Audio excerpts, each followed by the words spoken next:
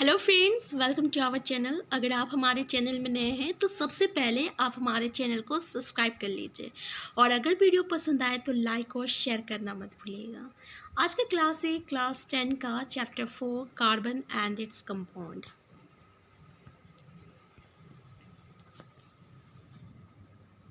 देखिए, कार्बन जो है ये अर्थ क्रस्ट में और एटमॉस्फेयर में काफ़ी कम मात्रा में पाया जाता है। अर्थ क्रस्ट में केवल 0.02% जो है कार्बन ये मिनरल्स की फॉर्म में पाया जाता है, जैसे कि कार्बोनेट्स हो गया, हाइड्रोजन कार्बोनेट्स हो गया, कोल हो गया, पेट्रोलियम हो गया। और एटमॉस्फेयर में 0.03% जो है ये कार्बन डाइऑक्साइड के फॉर्म में पाया जाता है। जितने भी लिविंग्स और नॉन लिविंग्स हो गया, नॉन लिविंग्स में फूड, क्लोथ्स, मेडिसिन आ गया, लिविंग्स में जितने जैसे कि जितने भी लिविंग्स स्ट्रक्चर जो है ये सब कार्बन पे बेस्ड है। तो इस तरीके से कार्बन जो है वो आपका नेचर में काफ़ी कम है, लेकिन इसका इम्पोर्टेंस जो है वो काफ़ी ज़्यादा है। In spite of this small amount of carbon available in nature, the importance of carbon is to be immense. Next topic, bonding in carbon, covalent bond. देखिए, ये जो बॉन्ड होते हैं ना, ये दो प्रकार के होते हैं। एक होता है इलेक्ट्रोवैलेंट बॉन्ड, एक होता है आपका कोवैलेंट बॉन्ड। इलेक्ट्रोवैलेंट बॉन्ड को ही हम लोग आयोनिक बॉन्ड भी कहते हैं। इलेक्ट्रोवैलेंट बॉन्ड जो हो गया ये आपका मेटल्स एंड नॉन मेटल्स के बीच में बनता है। मेटल्स एंड नॉन मेटल्स के बीच में बनता है। यहाँ पे क्या होता है, गेन होता है और लूजिंग होता है, यानी ट्रांसफ़र ऑफ इलेक्ट्रॉन्स होता है। इलेक्ट्रोवैलेंट बॉन्ड में क्या होता है, यहाँ पे ट्रांसफ़र ऑफ इलेक्ट्रॉन होता है। मतलब मेटल्स जो है ये electronic configuration, stable electronic configuration attain करने के लिए ये क्या करेगा, लूज़ करता है। और नॉन मेटल्स जो है ये इलेक्ट्रॉनिक कॉन्फ़िगरेशन को अटेन करने के लिए, यानी स्टेबल होने के लिए, स्टेबल इलेक्ट्रॉनिक कॉन्फ़िगरेशन को अटेन करने के लिए ये क्या करेगा, इलेक्ट्रॉन को गेन करता है। इस तरीके से मेटल्स और नॉन मेटल के बीच में यहाँ पे ट्रांसफ़र होता है इलेक्ट्रॉन का। क्या इसका ट्रांसफ़र होता है, इलेक्ट्रॉन का ट्रांसफ़र होता है। तो ऐसे कंपाउंड को हम लोग क्या कहते हैं, आयोनिक कंपाउंड कहेंगे या इलेक्ट्रोवैलेंट कंपाउंड कहते हैं। ठीक है, यानी इलेक्ट्रोवैलेंट बॉन्ड से जो कंपाउंड बन रहा है, इलेक्ट्रोवैलेंट बॉन्ड से जो कंपाउंड बन रहा है उसको हम लोग क्या कहते हैं, तो आयोनिक कंपाउंड कहेंगे या इलेक्ट्रोवैलेंट कंपाउंड कहते हैं। ये किसके बीच में बन रहा है, तो आपका मेटल के बीच में बन रहा है और नॉन मेटल्स के बीच में बन रहा है। कैसे बन रहा है, तो यहाँ पे गेनिंग और लूजिंग ऑफ इलेक्ट्रॉन हो रहा है, यानी ट्रांसफ़र ऑफ इलेक्ट्रॉन हो रहा है। क्या हो रहा है, ट्रांसफ़र ऑफ इलेक्ट्रॉन हो रहा है।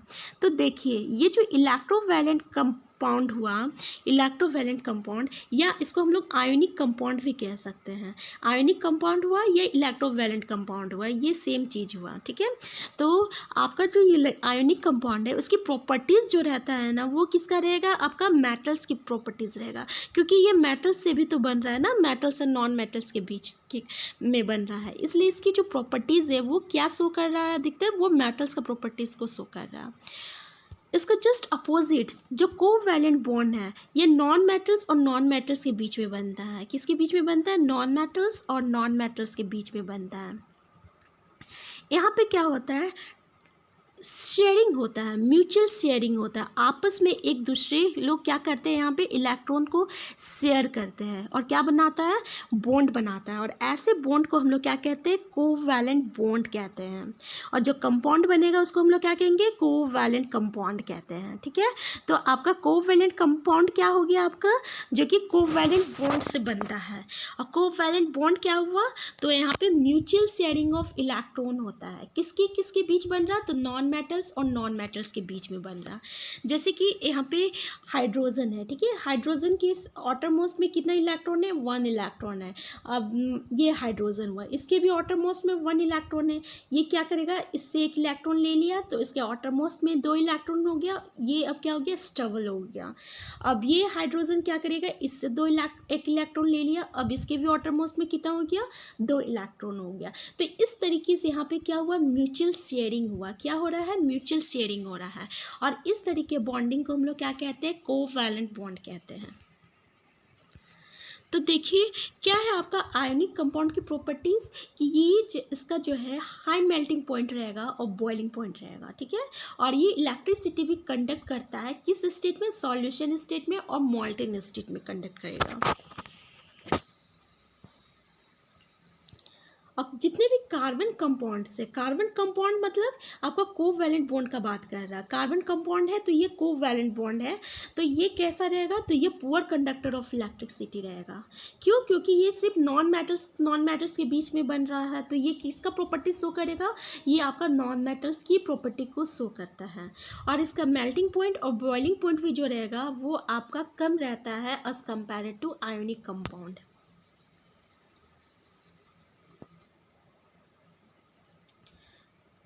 We can conclude that the forces of attraction between the molecules are not very strong since these compounds are largely non-conductors of electricity. We can conclude that the bonding in this compound does not give rise to any rayons. देखिए अब ये आपका bad conductor of electricity रहता है, यानी poor conductor of electricity रहता है जो आपका कोवैलेंट कंपाउंड है या जो कार्बन कंपाउंड है। क्यों, क्योंकि कार्बन कंपाउंड के बीच में ना स्ट्रॉन्ग फोर्स ऑफ अट्रैक्शंस नहीं रहता है, कार्बन कंपाउंड के बीच में स्ट्रॉन्ग फोर्स ऑफ अट्रैक्शंस नहीं रहता है इसके मॉलिक्यूल्स के बीच में, ठीक है। इसलिए ये बैड कंडक्टर ऑफ इलेक्ट्रिसिटी रहता है क्योंकि ये कोई आयंस नहीं देता है। यहाँ पे म्यूचुअल शेयरिंग हो रहा है इलेक्ट्रॉन्स का, ठीक है, यहाँ पे क्या हो रहा है, म्यूचुअल शेयरिंग होता है इलेक्ट्रॉन्स का, तो इसलिए यहाँ पे आयंस का कोई फॉर्मेशंस नहीं हो रहा है, यहाँ पे कोई आयंस नहीं है, इसलिए ये क्या होता है, इलेक्ट्रिसिटी कंडक्ट नहीं करता है।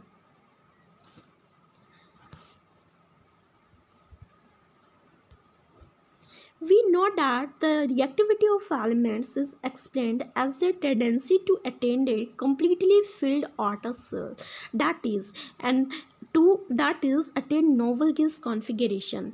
Elements forming ionic compounds achieve this by either gaining or losing electron from their outermost shell. In the case of carbon, it has 4 electrons in its outermost cells and needs to gain or lose 4 electrons to attain novel gas configuration. देखिए कोई भी element जो है, atom जो है, वो क्या होना चाहता है, वो आपका स्टेबल होना चाहता है, ठीक है। और स्टेबल वो कैसे होगा, जब वो नोवल गैस कॉन्फ़िगरेशन को अटेंड करता है। नोवल गैस कॉन्फ़िगरेशन मतलब उसके आउटर मोस्ट में कितना इलेक्ट्रॉन्स होना चाहिए, तो 8 इलेक्ट्रॉन्स होना चाहिए। कितना इलेक्ट्रॉन्स होना चाहिए, 8 इलेक्ट्रॉन्स होना चाहिए, यानी जितने भी नोवल गैस है उसके आउटर मोस्ट में कितना इलेक्ट्रॉन है, तो ये 8 इलेक्ट्रॉन है, तब वो क्या रहता है, स्टेबल होता है, ठीक है। तो जितने भी एलिमेंट है, या मेटल हुआ या नॉन मेटल हुआ, वो भी क्या होना चाहेगा, स्टेबल होना चाहेगा। तो स्टेबल होने के लिए या तो वो गेन करेगा या तो ये लूज करेगा, ठीक है, या तो वो गेन करता है या तो वो लूज करता है। मेटल रहेगा तो वो गेन कर रहा है, नॉन मेटल रहेगा तो वो लूज कर रहा है, और जैसे ही वो गेन करेगा या लूज करेगा तो वो स्टेबल हो जाता है, ठीक है। और स्टेबल होने के लिए आपका आउटर मोस्ट में कितना इलेक्ट्रॉन चाहिए, या 2 इलेक्ट्रॉन चाहिए या तो 8 इलेक्ट्रॉन चाहिए। अगर आउटर मोस्ट सेल्स में 2 इलेक्ट्रॉन है तो उसको हम लोग क्या कहते हैं, डुप्टेट कहते हैं, ठीक है। और अगर आउटर मोस्ट में 8 इलेक्ट्रॉन है तो उसको हम लोग क्या कहते हैं, ऑक्टेट कहते हैं, यानी ऑक्टेट स्टेबल कॉन्फ़िगरेशन है, डुप्टेट स्टेबल कॉन्फ़िगरेशन है। लेकिन जैसे कार्बन है, कार्बन के आउटर मोस्ट में 4 इलेक्ट्रॉन्स है, कितने इलेक्ट्रॉन है, 4 इलेक्ट्रॉन है, ठीक है। तो इसको 4 इलेक्ट्रॉन गेन करना है या तो 4 इलेक्ट्रॉन लूज करना है, तभी ये क्या करेगा, नोवल गैस कॉन्फ़िगरेशन को अटेंड कर सकता है। तो देखते हैं ये क्या करता है। It could gain 4 electrons forming C4 ions, but it would be difficult for the nucleus with 6 protons to hold on to 10 electrons, that is 4 extra electron. देखिए अगर ये 4 इलेक्ट्रॉन को गेन करता है, ठीक है, 4 इलेक्ट्रॉन मान लीजिए ये ले लेता है किसी से, ठीक है, तो इसका आउटर मोस्ट में कितना हो जाएगा, 8 इलेक्ट्रॉन्स हो जाएगा, 8 इलेक्ट्रॉन्स हो जाएगा, तो ये क्या हो जाएगा, 4 इलेक्ट्रॉन ले रहा तो एनायन बनाएगा। लेकिन जो न्यूक्लियस रहेगा ना, इसके लिए काफ़ी डिफ़िकल्ट हो जाएगा कि वो एक्स्ट्रा 4 इलेक्ट्रॉन्स को होल्ड करके रख सके, यानी एक्स्ट्रा 4 इलेक्ट्रॉन्स ये न्यूक्लियस नहीं रख सकता है। It could lose 4 electrons forming C4 cation, but it would require a large amount of energy to remove 4 electrons, leaving behind a carbon cation with 6 protons in its nucleus holding on to just 2 electrons. देखिए, अगर 4 electron को ये क्या करता है, loose करता है, अगर ये 4 इलेक्ट्रॉन इसके पास है, ठीक है, आउटर मोस्ट में, और इनर सेल्स में 2 इलेक्ट्रॉन था और आउटर मोस्ट में 4 इलेक्ट्रॉन है, अगर ये 4 इलेक्ट्रॉन को लूज कर देता है तो ये कैटायन बनाएगा, ठीक है, क्योंकि इसके पास 4 पॉजिटिव आयन रहेगा। लेकिन इसको 4 इलेक्ट्रॉन को रिमूव करने के लिए लार्ज अमाउंट ऑफ एनर्जी का ज़रूरत है, जो कि पॉसिबल नहीं है। इसलिए कार्बन क्या करेगा, ना ही लूज करेगा ना ही गेन करता है। ये क्या करेगा, ये शेयर करता है इसका वैलेंस इलेक्ट्रॉन को अपने अदर कार्बन एटम्स के साथ, ठीक है, ये क्या कर रहा, शेयर करता है। Carbon overcome this problem by sharing its valence electron with other atoms of carbon or with atoms of other elements, ठीक है। इस तरीके से ये कार्बन क्या किया, शेयर कर रहा है एक दूसरे से इलेक्ट्रॉन को।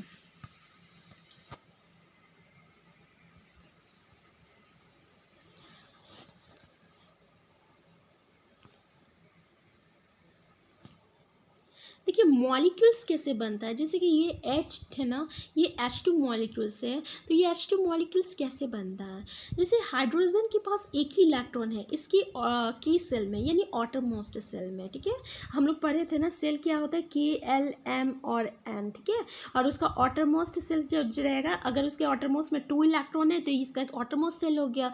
अगर इसके आउटर मोस्ट में जैसे कि आपका सोडियम है, सोडियम का एटॉमिक नंबर कितना है, 11 है, तो 281 है, तो उसका एम सेल में कितना है, 1 इलेक्ट्रॉन है, 1 इलेक्ट्रॉन है। तो ये क्या करता है, सोडियम आपका इलेक्ट्रॉन को लूज करता है और क्या बनाएगा, सोडियम आयन बनाएगा। तो इसका आउटर मोस्ट सेल यानी इसके एम सेल में कितना इलेक्ट्रॉन था, 1 इलेक्ट्रॉन था, तो वो लूज करके क्या बनाया, आपका पॉजिटिव सोडियम आयन बनाया, ठीक है। वैसे ही अगर क्लोरीन एटम के कितना है, एटॉमिक नंबर 17 है, तो कितना हो गया 287, यानी K, L और M, इसका आउटर मोस्ट में कितना है, 7 इलेक्ट्रॉन है, ठीक है। तो ये क्या करेगा, 1 इलेक्ट्रॉन गेन करता है और क्या हो जाएगा, स्टेबल कॉन्फ़िगरेशन को अटेंड करता है। इस तरीके से क्लोरीन 1 इलेक्ट्रॉन गेन किया, मतलब 1 इलेक्ट्रॉन ये गेन किया है, ठीक है। तो ये क्या बनाया, नेगेटिव आयन बनाया, ठीक है, एनायन बनाया। अब ये जो हाइड्रोजन जो है, ये जो हाइड्रोजन मॉलिक्यूल है, ये H2 कैसे बना है, देखिए hydrogen has 1 electron in its k cell and it requires 1 more electron to fill the k cell. So 2 hydrogen atoms share their electrons to form a molecule of hydrogen H2. देखिए hydrogen के outer most shell में यानी k cell में कितना electron है, 1 electron है, और आपका इस हाइड्रोजन में कितना इलेक्ट्रॉन है, 1 इलेक्ट्रॉन है, ठीक है। तो इन लोग क्या करेगा, आपस में एक दूसरे से शेयर करता है, क्या करेगा, शेयर करता है। जैसे इसके पास इलेक्ट्रॉन है, इसके पास एक इलेक्ट्रॉन है, ये क्या किया, इससे शेयर किया, ये इससे शेयर किया, और क्या बना लिया, हाइड्रोजन मॉलिक्यूल्स बना लिया। क्या बनाया, हाइड्रोजन मॉलिक्यूल बनाया। अब ये क्या हो गया, स्टेबल हो गया, ठीक है, क्या हो गया, इस तरीके से ये इसको क्या हो गया, इसको 2 इलेक्ट्रॉन मिल गया के सेल में, और जब इसको 2 इलेक्ट्रॉन मिल गया के सेल में तो ये क्या हो गया, आपका स्टेबल हो गया।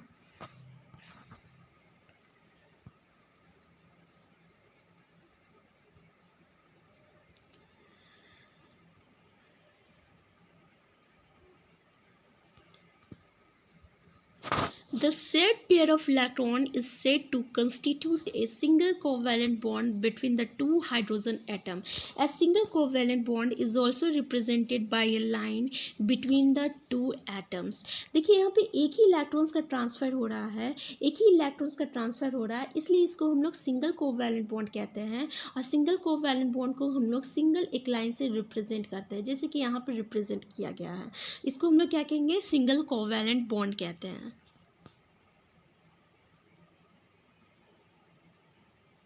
ऐसे ही अगर हम लोग क्लोरीन की बात करें, जैसे Cl2, तो इसके आउटर मोस्ट में कितने इलेक्ट्रॉन है, 8 इलेक्ट्रॉन है, सॉरी 7 इलेक्ट्रॉन है, 5 6 X 7, ठीक है। अब इसके पास भी, क्लोरीन के पास कितना है, 6 7 इलेक्ट्रॉन है, 1 2 3 4 5 6 और एक 7। ये क्या करेगा, शेयर करेगा इस तरीके से, ये इससे शेयर किया, ये इससे शेयर किया, और क्या बनाया आपका Cl2 बनाया। तो यहाँ भी क्या हो रहा है, आपका सिंगल इलेक्ट्रॉन का ट्रांसफर हो रहा है। तो यहाँ पे कैसा बॉन्ड है आपका, सिंगल कोवैलेंट बॉन्ड है, यानी हम लोग इसको इस तरीके से भी रिप्रेजेंट कर सकते हैं, ठीक है। तो ये कैसा आपका बॉन्डिंग हुआ, सिंगल कोवैलेंट बॉन्ड हुआ, और इस तरीके से ये क्या दिया, Cl2 मॉलिक्यूल दिया।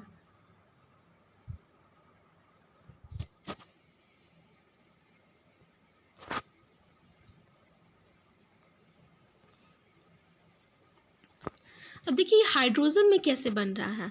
हाइड्रोजन के ऑटरमोस्ट में कितना इलेक्ट्रॉन है, तो ऑटरमोस्ट में इसका 8 इलेक्ट्रॉन है। हाइड्रोजन के ऑटरमोस्ट में देखिए 8 इलेक्ट्रॉन है, इसके ऑटरमोस्ट में 8 इलेक्ट्रॉन है। अब इसको स्टेबल होने के लिए, यानी स्टेबल नोबल गैस कॉन्फ़िगरेशन को अटेंड करने के लिए कितना इलेक्ट्रॉन्स की ज़रूरत है, तो 2 और इलेक्ट्रॉन्स की ज़रूरत है, ठीक है ना। अगर 2 इलेक्ट्रॉन्स इसको मिल जाता है तो इसके ऑटरमोस्ट में 8 इलेक्ट्रॉन्स हो जाएगा। अगर 2 इलेक्ट्रॉन इसको मिल जाएगा तो इसके ऑटरमोस्ट में 2 इलेक्ट्रॉन हो जाएगा, ठीक है। तो ये क्या करेगा, आपस में एक दूसरे से शेयर करता है। ये इससे 2 इलेक्ट्रॉन्स ले लिया, ये इससे 2 इलेक्ट्रॉन्स ले लिया, मतलब ये इससे 2 इलेक्ट्रॉन्स ले लिया और ये इससे 2 इलेक्ट्रॉन्स ले लिया। इस तरीके से ये क्या बनाया, यहाँ पे डबल कोवैलेंट बॉन्ड बना। ऑक्सीजन के बीच में कैसा बॉन्ड बना है, तो डबल कोवैलेंट बॉन्ड बना है। यहाँ पे 2 इलेक्ट्रॉन्स का ट्रांसफर हुआ है, तो ऐसे बॉन्ड को हम लोग क्या कहते हैं, डबल बॉन्ड कहते हैं। तो ऑक्सीजन के बीच में कैसा बॉन्डिंग बन रहा है, तो डबल कोवैलेंट बॉन्ड बन रहा है। ये क्या बनाया, O2 मॉलिक्यूल बनाया। अब देखिए नाइट्रोजन, जस्ट ऐसे ही नाइट्रोजन है, इसमें क्या होता है, इसके ऑटरमोस्ट में आपका 5 इलेक्ट्रॉन है, इसके ऑटरमोस्ट में 5 इलेक्ट्रॉन है। इसको स्टेबल कॉन्फ़िगरेशन अटेन करने के लिए 3 इलेक्ट्रॉन्स की ज़रूरत है। तो ये क्या करेगा, 3 इलेक्ट्रॉन्स इससे ले लेगा, नाइट्रोजन से ले लेगा 3 इलेक्ट्रॉन्स, और ये क्या करेगा, इससे 3 इलेक्ट्रॉन्स ले लेगा। तो ये क्या हो गया, स्टेबल हो गया। इस तरीके से यहाँ पे क्या हो रहा है, 3 इलेक्ट्रॉन्स का ट्रांसफ़र हो रहा है। कितने इलेक्ट्रॉन्स की ट्रांसफ़र हो रहा है, तो 3 इलेक्ट्रॉन्स का ट्रांसफ़र हो रहा है। यानी ये कैसा बॉन्डिंग हुआ, तो ये ट्रिपल बॉन्ड हुआ। कैसा बॉन्डिंग हुआ, ट्रिपल बॉन्ड हुआ। N2 के बीच में कैसा बॉन्डिंग है, ट्रिपल बॉन्ड है। O2 के बीच में कैसा बॉन्ड है, डबल बॉन्ड है। और H2 के बीच में कैसा बॉन्डिंग है, तो सिंगल बॉन्डिंग है।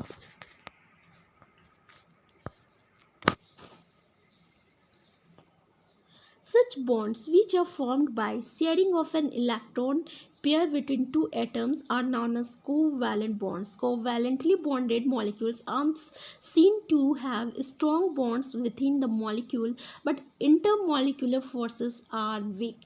This gives rise to the low melting and boiling point of this compound.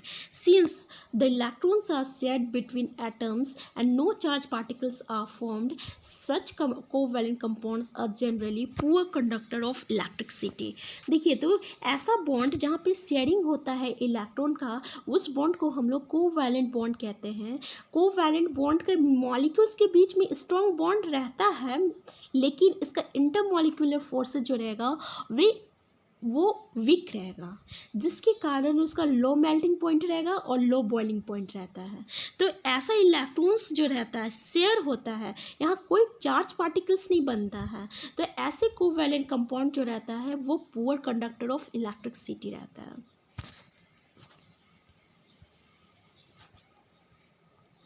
Allotropes of carbon.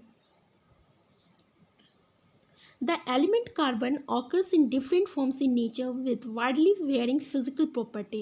Both diamond and graphite are formed by carbon atoms. The difference lies in the manner in which the carbon atoms are bonded to one another. In diamond, each carbon atom is bonded to 4 other carbon atoms, forming a rigid 3-dimensional structure. In graphite, each carbon atom is bonded to 3 carbon atoms in the same plane, giving a hexagonal array. One of this bond is double bond, and thus the valency of carbon is satisfied. Graphite structure is formed by the hexagonal arrays being placed in layers one above the other. देखिए allotropes of carbon, element जो है carbon का जो element है वो different forms में पाया जाता है नेचर में। इसका फिजिकल प्रॉपर्टीज डिफरेंट होता है लेकिन इसका केमिकल प्रॉपर्टीज सेम रहता है। जैसे डायमंड और ग्राफाइट जो हो गया, ये कार्बन एटम से बना है, ठीक है। और इसका डिफरेंट क्या है एक दूसरे से कि वो किस तरीके से बना हुआ है। जैसे कि कार्बन एटम जो है आपका डायमंड में, वो एक कार्बन एटम जो है ये बॉन्डेड है दूसरे कार्बन एटम के साथ, 4 कार्बन एटम के साथ, और ये एक रिजिड 3 डायमेंशनल स्ट्रक्चर बना रहा है। लेकिन ग्राफाइट में ये हेक्सागोनल स्ट्रक्चर बनाता है, ठीक है। तो इस तरीके से इसका जो स्ट्रक्चर है ये डिफरेंट है, जिसके कारण इसका जो फिजिकल प्रॉपर्टीज जो होता है ना वो डिफरेंट हो जाता है। जैसे कि this 2 different structure result in diamond and graphite having very different physical properties even though their chemical properties are the same. जैसे कि डायमंड जो है ये हार्डेस्ट सब्सटेंस हो गया और ग्राफाइट जो है ये स्मूथ और स्लिपरी हो गया।